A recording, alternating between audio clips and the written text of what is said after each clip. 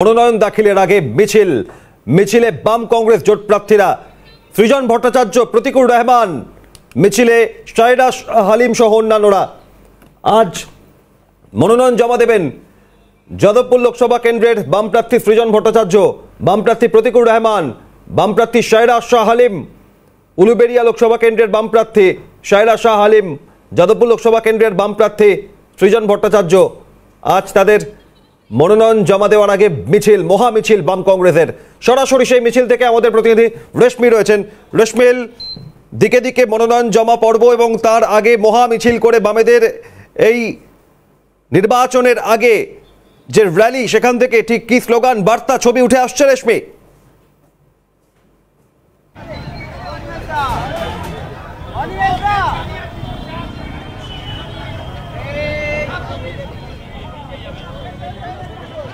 দেখো, ব্রাউনফোর্ট মনোনীত 5 লোকসভা কেন্দ্রের প্রার্থী এক সহযোগে মনোনয়ন দাখিলের উদ্দেশ্যে রওনা দিয়েছেন। হাজরা মোড় থেকে এই মহা মিছিল শুরু হয়েছিল এবং এই মহা মিছিল ইতিমধ্যে মনোনয়ন দাখিলের উদ্দেশ্যে এগিয়ে যাচ্ছে। পাশাপাশি দেখতে পারবে সুবিশাল এই মিছিল ইতিমধ্যে কালীঘাটের সামনে দিয়ে এগিয়ে যাচ্ছে।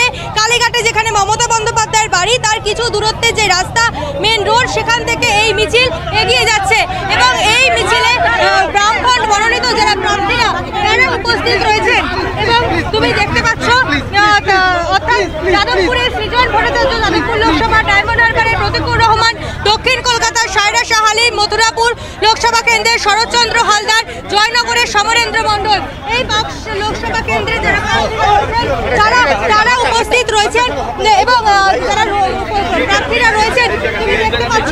একটু প্রার্থীদের সঙ্গেও কথা বলার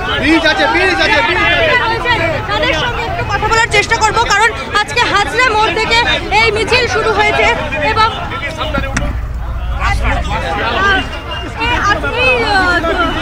আজকে তোমরা মনোনয়ন দাখিল করতে যাচ্ছ কালীঘাটের সামনে দিয়ে, মমতা বন্দ্যোপাধ্যায়ের বাড়ির সামনে দিয়ে, এবং অভিষেক বন্দ্যোপাধ্যায় তোমার বিপক্ষে প্রার্থী।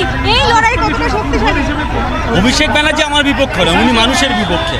মানুষের বিপক্ষে তাই মানুষকে ভোট দিতে দেয়নি 10 বছর ধরে। মানুষের বিপক্ষে তাই মানুষকে পানীয় জল দিতে পারেনি। বলে আমি ওনার বিপক্ষে নয়, উনি মানুষের বিপক্ষে। মানুষ ভোট দিতে পারলে যে মানুষের বিপক্ষে আছে, মানুষ তার বিরুদ্ধে রায় দেবে।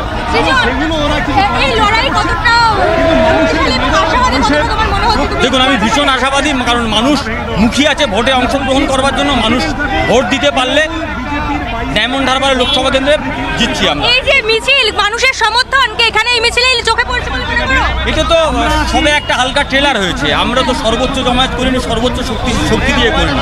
এটা একটা হালকা ট্রেলার হয়েছে। মোহাম্মদ সেলিম মুর্শিদাবাদে বুঝিয়ে দিয়েছে লড়াই কিভাবে করতে হয়, ভোটের দিন কিভাবে মাঠে ময়দানে থাকতে হয়। সেই লড়াই লড়বে, মানুষ লড়বে। মানুষকে সঙ্গে নিয়ে আমরা বুঝতে লড়াই। কতটা আশাবাদী, লড়াই কতটা শক্তিশালী, ভাঙল আছে তোমার কেন্দ্রের মধ্যে? কোনটার উত্তর দেবো? আমরা জিতবো। তোমাদের প্রত্যেককে অনুরোধ করব, 1 জুন ভোটের দিন এবং তার আগে 15 যেভাবে হুমকি সন্ত্রাসের রাজত্ব কায়েম করার চেষ্টা হবে, সেটা সামনে আনো। মানুষ কনফিডেন্স নিয়ে আসুন, আমরা জিতবো। বারংবার দেখা গেছে ভাঙর উত্তপ্ত হতে। সৃজন একটু কথা বলা যায়? বারংবার দেখা গেছে ভাঙর উত্তপ্ত হতে। তোমার লোকসভার মধ্যে ভাঙর রয়েছে, কি বলবে? জিতবো, ভাঙড়েও জিতবো, কোনো জিতবো। উপস্থিত হয়েছে এই মনোনয়ন দাখিলে সেলিম না, মোহাম্মদ সেলিম। দেখা যাচ্ছে সেলিমটা কতটা আশাবাদী। একেবারে রেশমি যে ছবি তুলে ধরছেন মোহাম্মদ সেলিম, মুর্শিদাবাদ লোকসভা কেন্দ্রের বাম প্রার্থী। তৃতীয় দফায় মুর্শিদাবাদে ভোট সম্পন্ন হয়েছে। এবার মনোনয়ন জমায় সৃজন ভট্টাচার্য, প্রতিকুর রহমান, শায়রা হালিমের সঙ্গে মোহাম্মদ সেলিম। সরাসরি রেশমি রয়েছেন আমাদের সঙ্গে। রেশমি, এবং শায়রা হালিমও কিন্তু বলছেন নিজেদের জয়ের ব্যাপারে তিনি যথেষ্ট আশাবাদী। আর কিছুক্ষণের পরেই কিন্তু মনোনয়ন দাখিলের জন্য তারা ভেতরে, অর্থাৎ মনোনয়ন দাখিলের জন্য তারা প্রবেশ করবেন। এবং সৃজনের কথা বলার চেষ্টা করবো। সৃজন একটু কথা বলার চেষ্টা করি। এই যে কালীঘাটের সামনে দিয়ে যাচ্ছ, তোমাদের এই মহা মিছিল মানুষের সমর্থনকে চোখে পড়ছে, কি বলবে? আমরা জিতবো এবং কালীঘাটে শায়রা হালিম জিতবে। এরকম সমস্ত ঘাট যেখানে টাকা এঘাট ওঘাট ঘুরে টাকা জুটেছে, সব টাকা মানুষের কাছে ফিরবে, অপরাধীরা শাস্তি পাবে, লাল ঝান্ডা শক্তিশালী হলে এই কাজগুলো হবে। যারা বামফ্রন্ট মনোনীত যারা প্রার্থীরা রয়েছেন তারা ইতিমধ্যে মনোনয়ন দাখিলের উদ্দেশ্যে রওনা যেরকম দিয়েছেন তুমি দেখতে পাচ্ছ, প্রচুর সমর্থক অর্থাৎ যারা বামফ্রন্টের সমর্থক, কংগ্রেসের সমর্থক তারা কিন্তু উপস্থিত রয়েছেন এবং কংগ্রেসের আশুতোষ তাকেও দেখা যাচ্ছে এই প্রার্থীদের সঙ্গে, তিনিও উপস্থিত হয়েছেন।